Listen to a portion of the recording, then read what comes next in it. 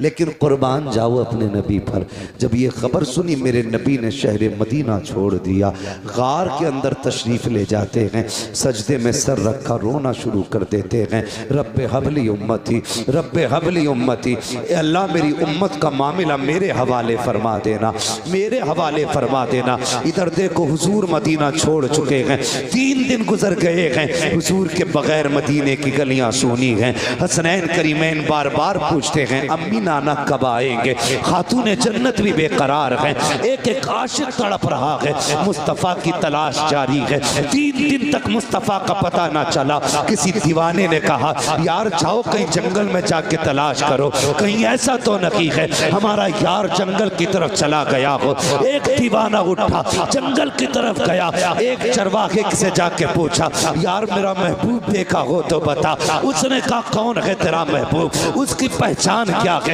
जब इतनी बात कही है, आशिक ने कहा था वो चलता है तो रहमतें निसार होती हैं, वो बोलता है तो फूल झड़ा करते हैं, वो नजरें उठा लेता है तकदीर बदल देता है, वो पल के झुका देता है शाम हो जाया करती है। का कौन है ऐसा, का मैंने तो ऐसा नहीं देखा है, लेकिन इतना जरूर है शाम में एक सामने खार है, उसके अंदर कोई शख्स है जो इस दर्द से रोता है कि मेरी बकरियां भी उसका रोना सुन करके चरना छोड़ देती है और गार के दरवाजे पे मुंह रख के बैठ जाया करती है। जब तक वो रोता रहता है मेरी बकरियां भी रोती रहती हैं। अल्लाह अकबर मालिक ने कहा था, लेकिन ताज्जुब की बात ये है कि वो रोती है, खाती पीती नहीं है, कमाल ये है भूखी रहती है, दूध हर दिन से ज्यादा दिया करती है। सुभान अल्लाह, नारे तकबीर, नारे रिसालत। हजरत अल्लामा मुफ्ती हम्माद मियां साहिब क़िबला खलीफे हुजूर उवैस बिल्ला, नारे तकबीर, नारे रिसालत। का दूध हर दिन से ज्यादा देती हैं। वो समझ गए ये करम तो रब ने महबूब की आवाज में रखा है।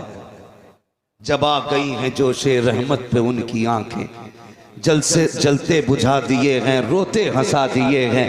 मेरे करीम से कर कतरा किसी ने मांगा, दरिया बहा दिए हैं, दुरबे बहा दिए। दौड़े गए गार के पास, देखा हुजूर है, बेकरार हो गए। पलट के आए मदीना शरीफ, अबू बकर उमर बेकरार हैं, मिल गए मुस्तफ़ा मिल गए।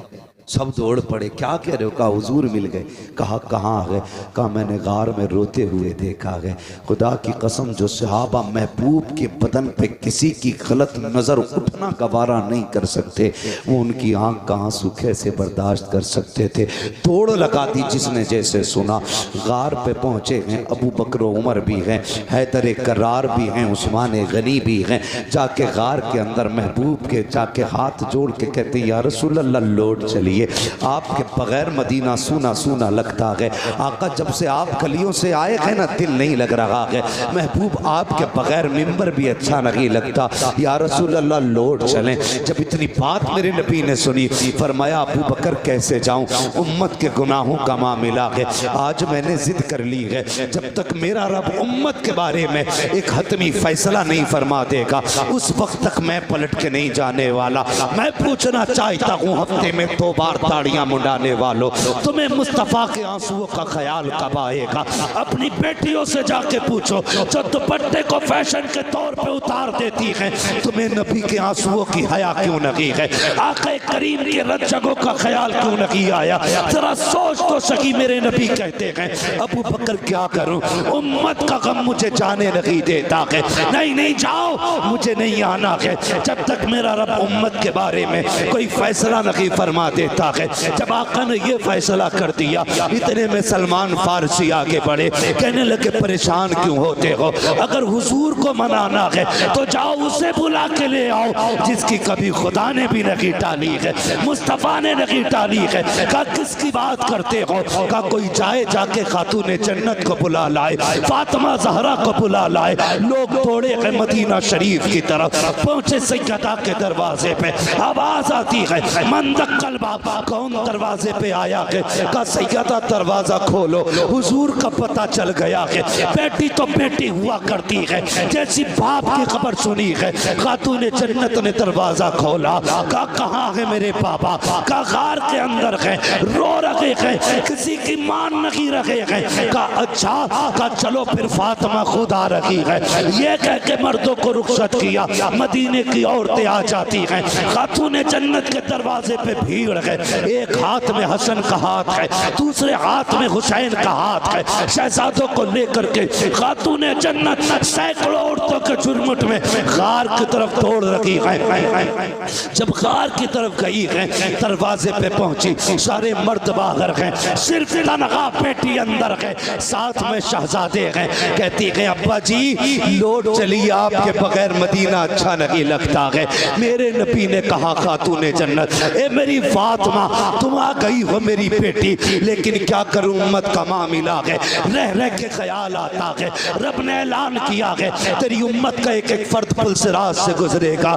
ए फातिमा जिनके लिए पत्थर खाता रहा, अगर ये कट के जहन्नम में गिरेंगे मेरे दिल पे क्या गुजरेगी? जिनके लिए पेट से पत्थर बांधे, अगर ये दोज़ख में जाएंगे मेरे दिल पे क्या गुजरेगी? ए फातिमा नहीं जाना है जब तक उम्मत के बारे में फैसला नहीं हो जाता है। अल्लाह अकबर। खातून जन्नत कहती है अच्छा बाबा ये बात है? हाँ बेटी। आपने इमाम हसन की कलाई पकड़ी, आगे बढ़ा के कहती है अब्बा याद है ये हसन जब ये पैदा हुआ था तो आपने बताया था कि मेरे इस शहजादे को जहर दिया जाएगा, जिस जहर की वजह से इसके जिगर के टुकड़े कट के निकलेंगे और उसके कपड़ों को लहूलुहान करेंगे। अब्बा जी फातिमा वादा करती है जब उम्मत का अमल तोला जाएगा इस शहजादे को लेके जाके कहेगी मालिक मेरे बेटे के जिगर के टुकड़े दे और फिर उम्मत के गुनाह दे। आज हसन के जहर के बदले में मैं तुझसे कुछ नहीं चाहती हूँ, मेरे महबूब की उम्मत की मगफिरत फरमा दे। महबूब की आह निकली है, आक़ा करीम फरमाते हैं ए फातिमा वो बड़ा बेनियाज है, अगर फिर भी उम्मत न बख्शी गई तब क्या करोगी? सुनो खातून जन्नत क्या कहती है। अब्बा फिर हुसैन की कलाई पकड़ी, का ये हुसैन तो याद है ना जब ये पैदा हुआ था जिब्रील ने करबला की मिट्टी ला के दी थी और आप ही ने कहा था इसे करबला में शहीद कर दिया जाएगा। फातिमा कसम खाती है ए बाबा जब क़यामत का दिन होगा अमल तोले जा रहे होंगे मैं अपने बेटे हुसैन का लहू लहान कुर्ता लूंगी, जाकर रब की बारगाह में कहूंगी मालिक मेरे हुसैन के खून का बदला दे। वो कहेगा क्या चाहिए? तब मैं कहूंगी कि मेरे नाम महबूब की उम्मत की मग़फ़िरत फरमा दे। महबूब कहते हैं फातिमा अगर उम्मत फिर भी न बख्शी गई फिर क्या करोगी? अल्लाह अकबर। इतना सुनना था। हजरत खातून जन्नत कहती हैं अली अंदर आ जाइए। हजरत अली को अंदर बुलाया, कहा जाओ जाके मर्दों से वादा करो, हर जवान से कहो उस वक्त तक जन्नत में नहीं जाना है जब तक मेरे महबूब का एक एक जवान न बख्श दिया जाए। अबू बकर से वादा करो जाओ वो उस वक्त तक जन्नत में न जाए जब तक उम्मत का एक एक बूढ़ा न बख्शा जाए। ये बातें चल रहे हैं। महबूब कहते हैं बेटी फातिमा उम्मत फिर भी न बख्शी गई तब क्या करोगी? कहा अच्छा बाबा तो एक काम करते हैं आज फातिमा भी रब की बारगाह में इतना लंबा सजदा करेगी जब तक उम्मत नहीं बख्शी जाएगी सर नहीं उठेगा।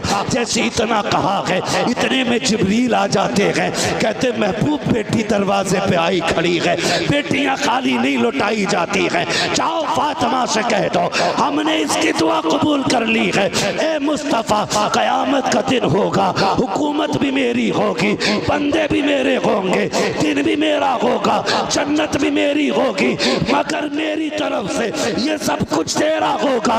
ए मुस्तफ़ा इशारा करना तेरा काम है, जन्नत देना मेरा काम। नारे तकबीर, नारे रिसालत, मसलके आला हजरत हजरत अल्लामा मुफ्ती हम्माद रज़ा साहिब क़िबला खलीफा हुज़ूर उवैस मिल्लत। नारे तकबीर, नारे रिसालत। बताओ तो सकी जिस कौम को पढ़ाने के लिए कुत्ता बिल्ली पढ़ाने के लिए 10,000 रुपए महीने के खर्च किए जाएं और कुरान के नाम पे 100 रुपए खर्च करने को तैयार ना हो, उस कौम में कुरान पढ़ने वाले कहां से आएंगे? उस कौम में सलाहुद्दीन अय्यूबी कहां से आएगा? उस कौम में मोहम्मद बिन कासिम कहां से आएगा? वो लोग कुरान कैसे पढ़ेंगे जिन्होंने पूरी जिंदगी कुरान खोल के न देखा होगा? और तुम्हें खुदा का वास्ता है, पढ़ो हिंदी इंग्लिश, हमारा इस्लाम पढ़ने से मना नहीं करता है। डॉक्टर बनो तुम्हारा हक है, इंजीनियर बनो तुम्हारा हक है, आप मिनिस्टर बनो तुम्हारा हक है, लेकिन इस सबसे पहले कुरान के कारी बन जाओ, ये तुम्हारे मुसलमान होने का तुम पे हक रखा। नारे तकबीर, नारे रिसालत, मसलके आला हजरत, फैज़ाने आला हजरत, फैज़ाने हुजूर गौसे आज़म, जश्ने दस्तारबंदी, इस्लाह मुआशरा कॉन्फ्रेंस, अल्लामा मुफ्ती मोहम्मद हम्माद साहिब किबला। माशाअल्लाह माशाअल्लाह। कोर्स अगर किताबों का ना 15,000 का भी हो जाए तो खरीदेंगे, 20,000 का भी हो जाए तो खरीदेंगे। चल सुबह खड़ा हो मेरे साथ, मैं तुझे मस्जिद के दरवाजे पे लेके चलूं। ऐसे ऐसे बच्चे आते हैं कि उनके जो कायदे होते हैं ना, हर पन्ने पे टैप लगा होता है, हाँ सही बात। हर वर्क पे टैप लगा है। हम 10,000 15,000 हिंदी इंग्लिश पढ़ाने वाले और पढ़ने वाले बच्चों पे लगा देते हैं, हमसे 50 रुपए कुरान वालों पे खर्च नहीं होते। अल्लाहु अकबर, अल्लाहु अकबर। हम कहाँ खड़े हैं यार, कहाँ खड़े हैं? माफ कीजिएगा, कहीं तीजे में चले जाओ ना तो हुक्म यह है कि इतनी जोर से पढ़े कि अपनी कानों में आवाज आए। आहिस्ता पढ़ना चाहिए, लेकिन पता ही नहीं चल रहा क्या पढ़ रहा, ऐसे पन्ने लौट रहा, धड़ा धड़ा धड़ा धड़ा पन्ने लौट रहा। वजह क्या? सवाब नहीं। इसे पता है कि चने पढ़ने वालों को 1 मुट्ठी चने मिलते हैं और पारे पढ़ने वाले को 2 मुट्ठी चने मिलते हैं। ये कंडीशन है हमारी, क्या है? ये कंडीशन है हमारी। चनों के लालच में पन्ने लौट रहे हैं हम बैठ कर। मरने वाला कहता कि तुम 3 तीजे भी कर लोगे ना तो मुझ पे लठ बराबर फिरना है, क्योंकि जितने आए 99% गलत पढ़ रहे हैं। और ये जिम्मेदार लोग बैठे, मैं पूरी जिम्मेदारी के साथ कह रहा हूं, गलत कुरान पढ़ने वाले पे कुरान खुद लानत भेजा करता है। बैठे तो सवाब की नियत से थे और अजाब लेके उठे। नौजवानों आदत डालो कुरान पढ़ने की। आपकी बस्ती में, आपके मोहल्ले में जो आलिम हो, हाफिज हो, कारी हो, आप उनसे कहो कि मेहरबानी करके थोड़ा सा वक्त हमें दो, हम उस कुरान को पढ़ना चाहते हैं जो कुरान महबूब के सीने पे नाजिल किया गया है, और वैसे पढ़ना चाहते हैं जैसे पढ़ के जिब्रील ने हुजूर को सुनाया है। सुभान है ना? करेंगे कोशिश, ये करके देखो। और कुरान अपना वजीफा बनाओ। कुरान सिर्फ मैयत बख्शवाने नहीं आया था, कुरान सिर्फ भूत उतारने नहीं आया, कुरान हमें ज़ाब्ते हयात देने के लिए आया, बेशक बेशक, जीने का सलीका देने के लिए आया। और आज वो ही नहीं। अब्बा मेरा और मैं जाता हूं मदरसे मांग के 3 बच्चे दे दो, कब्र पे बैठा ले। क्यों? कि कुरान पढ़वाना 3 दिन लगातार, बुरा मत मानिए, 3 दिन कब्र पे बैठा के कुरान पढ़वा रहे हो। हक किसका था पढ़ने का? बेटे का था। किसका था? क्यों था बेटे का? क्योंकि वारिस ये नाई भी है और उसकी जायदाद का हकदार ये। तो कुरान किसको पढ़ना चाहिए था? बोलो, किसको पढ़ना चाहिए था? आगे मैंने बंदे बैठा लिए तो पीछे वाले ये न सोचे छूट जाओगे आप। किसको पढ़ना चाहिए था? और पढ़वाने के लिए जा रहे मस्जिद में कि बच्चे दे दो कुरान पढ़ने के लिए। एक जगह जाना हुआ, मिले बच्चों से मुलाकात हुई, बच्चों की आंखें सूजी हुई थी। मैंने कहा मेरे लाल बता तो सही आंखों में क्या हो गया? कहा एक जगह कुरान पढ़ने के लिए कब्र पे गए थे, एक बेटे ने अपने बाप की कब्र पे 3 दिन बैठा के कुरान पढ़वाया और सोने नहीं दिया था। मुझे बता तो सही, किसी पे सितम करके तुझे क्या लगता है तेरे बाप की कब्र में ठंडक पैदा हो जाएगी? तुझे क्या लगता है अगर कुरान वालों पे ये सितम किया जाए कि उन्हें सोने न दिया जाए तो तेरे बाप को राहत मिलेगी। सुनो, तुम्हें खुदा का वास्ता दे के कहता हूँ, बेटे जो होते हैं वो जायदाद के वारिस भी होते हैं, बाप के प्यार के भी वारिस होते हैं। लाजिम उन पे था कि वो कुरान बाप को पढ़ के सुनाते, लेकिन भला को मेरी कौम का इधर दफन हुआ है, सबसे पहले लौट के आने वाला बेटा होता है।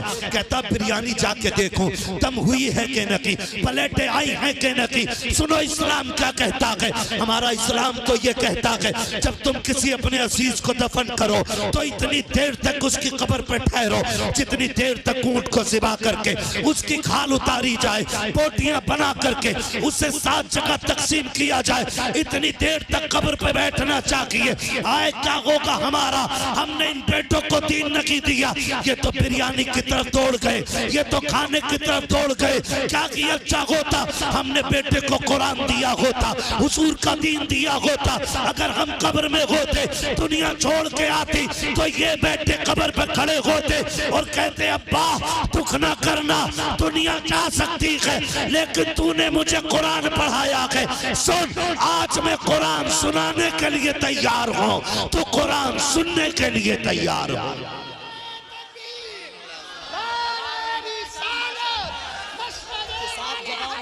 वाह वाह वाह, आहा, मुफ्ती साहब जवान भी हैं माशाल्लाह माशाल्लाह।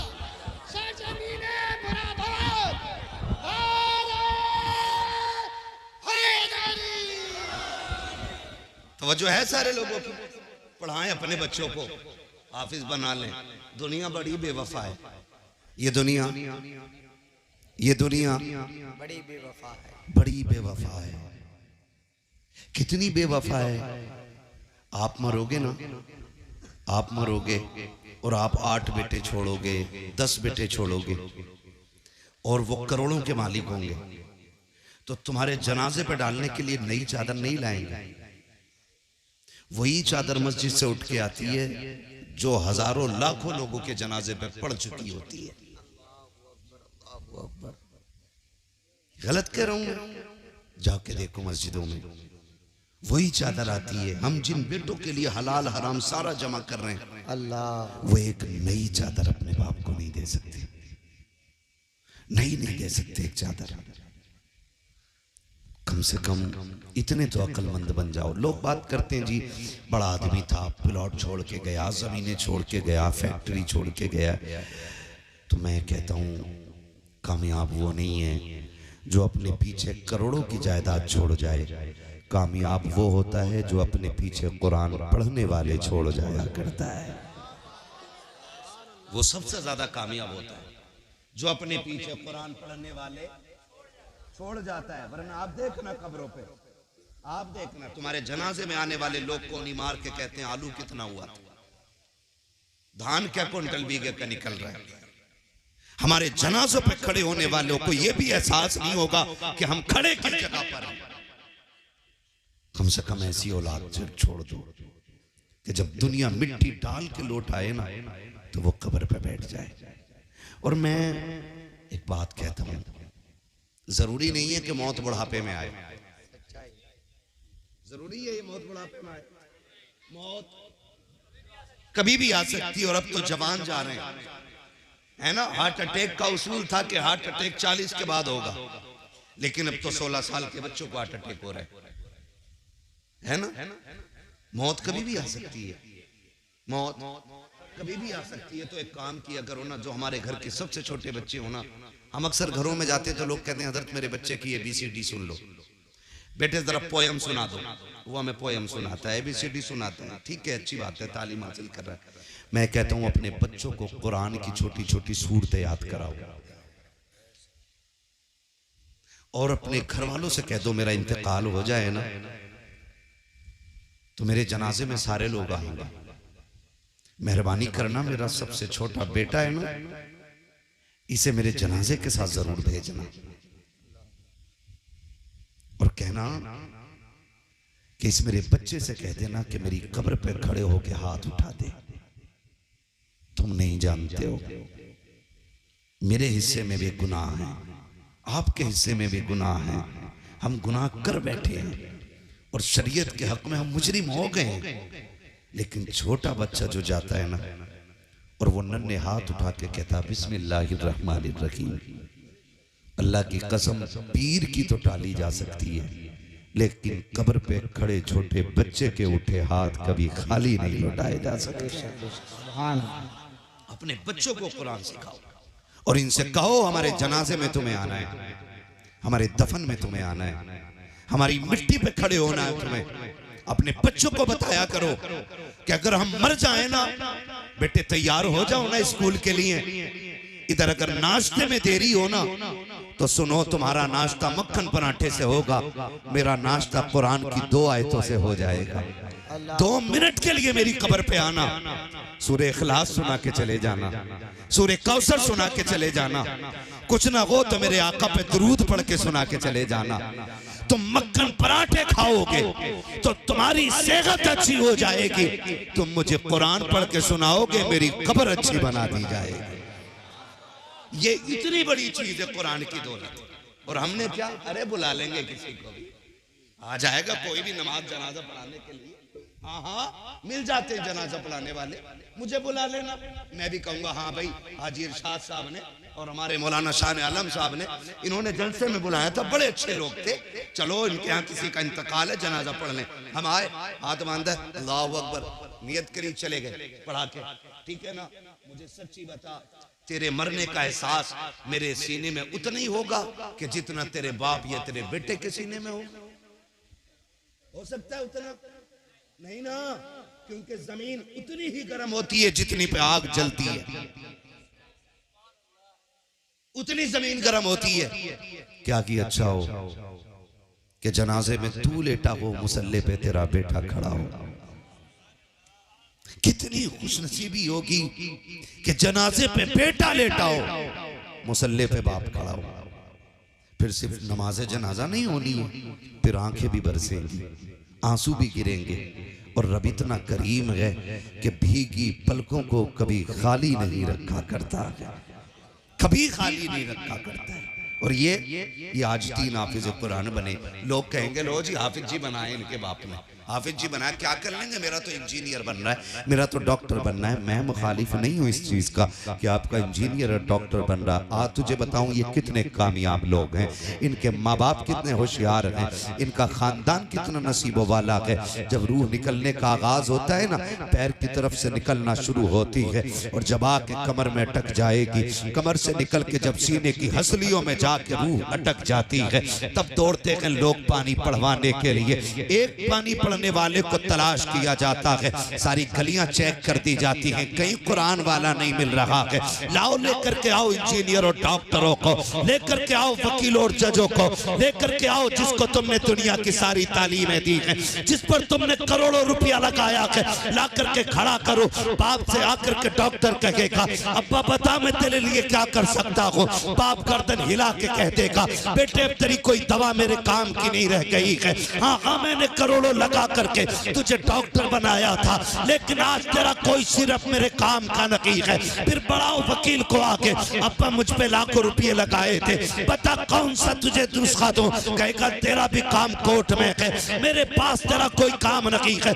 लाओ इंजीनियर को, उसको भी रोक देगा बाप, बड़े बड़ों को लेकर के आ जाना, बाप सबको इनकार कर देगा। का बता क्या चाहता है, तब बाप रोक के कहता है आज लग रहा है कि मैंने सबसे बड़ी गलती की है, काश एक बेटे को कुरान वाला बना दिया होता, हाफिज कुरान वाला बना, हाफिज कुरान बना था, क्या मिलता। तो वो रो के कहता है कम से कम बेबसी की मौत तो न मरता, मेरा बेटा कुरान पढ़ता, मैं मुस्कुराता हुआ जन्नत की तरफ रवाना हो जाता। नारे तकबीर, नारे रिसालत, मसलके आला हजरत, फैज़ाने आला हजरत, फैज़ाने इल्मे दीने मुस्तफ़ा, फैज़ाने हुजूर सदरुल्लाह फाजिल।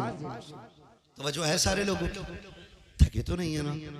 दीन बड़ी मुश्किल से फैला है, दीन बड़ी मुश्किल से आया है हम तक। आज तो माफ कीजिएगा हम मुसलमान हैं, लेकिन वलीमे में ना बियर चल रही है। हम मुसलमान हैं, बड्डे पे शराब चल रही है।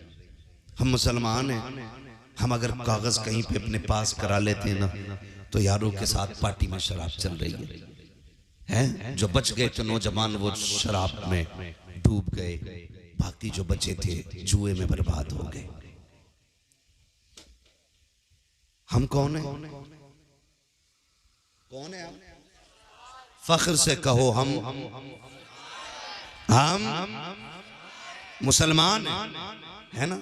आपके जरिए भी उन लोगों तक बात पहुंचाना चाहता हूं जो शराब में डूबे, जो जुए में जाके बर्बाद हो गए। कभी इन चीजों की तरफ न जाना। कह रहा मौलवी साहब तुम्हें क्या पता है, ये तो एनर्जी ड्रिंक है, शराब थोड़ी है, इसे तो बियर कहते हैं। सुन बेटे, जिसे तू पढ़ा रहा है ना, ये वो है जिसने तेरे कान में अजान पड़ी है और तेरी कब्र पे भी अजान पड़ेगा। ये लुल्ल नहीं है, गवार नहीं है, ये सब जानता है, इसे पता है शराब क्या होती है और बियर क्या होती है और एनर्जी ड्रिंक क्या होती है, ये सब जानता है। हम डूब गए शराब में जाकर के, हमारी कौमों का बेड़ा गर्क हो गया, हम बर्बाद कर दिए गए, कुछ नहीं बचा। अब जो बचे थे ना, उन्हें मोबाइलों की लत लग गई है, मोबाइलों की लत। माफ कीजिएगा, अब तो रील बनाने के चक्कर में ना दीन से भी लोग खेल देते, दीन के साथ खिलवाड़ कर देते। कब तक? सिर्फ रील रह जाएगी और कुछ नहीं रहना है। और जो रील कब्र में धोई जाएगी ना, वहां कोई बचाने वाला नसीब नहीं होना है। ये याद रखना, मेरी तवज्जो है सारे लोगों। हम किधर जा रहे? रील बनाने के लिए। रील बनाने मर्द तो मर्द बेटियां उतर आई रील बनाने, बेटियां उतर आई रील बनाने के लिए। और अब्बा बड़े फख्र से कह रहा ना मेरी बेटी के 2.5 लाख फॉलोवर 1 मिलियन हो गए। मिलियन नहीं, ट्रिलियन भी हो जाए ना, तो तेरी औकात एक मिट्टी के ढेले बराबर नहीं, कोई औकात नहीं है। हाँ, बुरा ना मानिएगा। भी एक मीडिया की रील बनाने वाली बच्ची का इंतकाल हुआ, जानते हो, उसके कई लाख फॉलोवर थे, लेकिन उसकी लाश ना हॉस्पिटल के बाहर 3 दिन रखी रही थी। मुंह देखना तो बड़ी बात, अपने लोग उसे लेने के लिए नहीं आए थे। लानत हो ऐसी इज्जत पे जो हमारी दुनिया और आखिरत दोनों तबाह कर दे।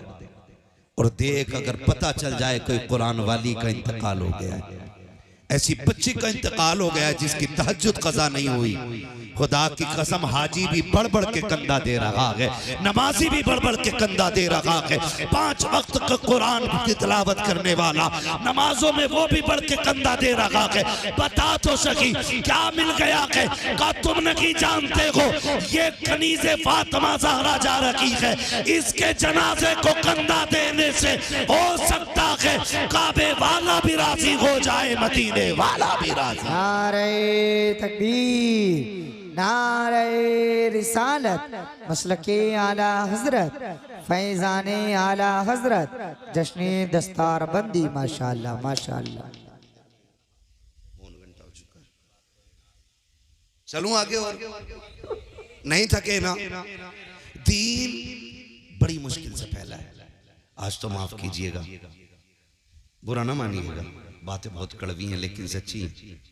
अगर मदरसे वाले किसी सेठ को फोन कर देना, साहब पिछले साल आपकी 2000 की रसीद थी, है ना, वो कह रहा तुम्हें बड़ी जल्दी है भाई, ले लियो, फिर ये कह के फोन काट दिया। फिर थोड़े दिन के बाद गए दुकान पे, अगर कोई मदरसे वाला चला जाए ना तो दुकानदार मुंह फेर के खड़ा हो जाता है ऐसे। धनिये वाले की इज्जत है उसकी नजर में, गरम मसाला लेने वाले की इज्जत है उसकी नजर में। हाँ भाई, 2 पैसे की चीज लेने वाले की इज्जत है, लेकिन कुरान वाले की इज्जत उसकी नजर में नहीं होती है जी। उसे मुंह फेर फेर के बात कर रहा है। वो कह रहा भाई साहब भाई साहब भाई साहब, ऐसा लग रहा है ये भीख मांगने आया खड़ा है। सुन, अल्लाह के अजाब से डर। रब देना जानता है ना, तो रब लेना भी जानता है। अकड़ तो किसी को भी नहीं दिखानी चाहिए, खास करके कुरान वालों को, खास करके कुरान वालों को। ये इतने लोग बैठे, वो आए कि नहीं भाई जिनका मदरसा है? शान आलम साहब है ना? अच्छा ये बताओ, ये इतने लोग बैठे हैं, इनमें से किसी को अपने बच्चों के लिए भीख मांगते देखा है किसी ने? बोलो, देखा है किसी ने? अपनी बीवी के लिए, अपने शौक के लिए? ये आपके और मेरे दरवाजे सिर्फ इसलिए आते हैं ताकि ये जो कुरान वाले पढ़ रहे हैं ना, इनकी खिदमत हो सके, इनके लिए आते हैं। और तुमने इन्हें कुत्ता समझा, तुमने इन्हें जलील समझा, तुमने इन्हें तोकोड़ी का समझा।